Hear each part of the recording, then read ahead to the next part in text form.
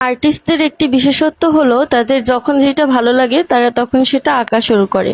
তো আজকে আমি কি আঁকবো ভাবছিলাম, তখন দেখলাম আঙ্গুরের রেফারেন্স।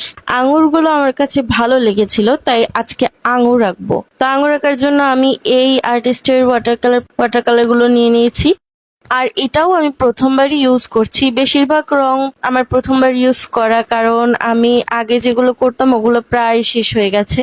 তো এইটাও আমি প্রথমবার ইউজ করছি। আর দেখো আমার আঙুর আমি স্কেচ করে নিয়েছি, এবার কিন্তু আমি ছবিটা আঁকছি। আর তোমরা একটা জিনিস খেয়াল করবে, আমি কিন্তু জল রঙের মধ্যে লেয়ারিং করছি। প্রথমে আমি খুব হালকা রং দিয়েছিলাম এবং সেই হালকা রংগুলোকে পুরোপুরি ভাবে ঢেকে দিইনি। যেখানে যেখানে একটু ডার্ক কালার লাগবে আমি সেখানেই শুধু একটু গাঢ় কালার দিচ্ছি। আর হালকা জায়গাটা কিন্তু হালকা ভাবেই ভাসমান, ওটা হচ্ছে লাইটিং। তো আমার আঙুর আঁকা শেষ, দেখো কেমন হয়েছে।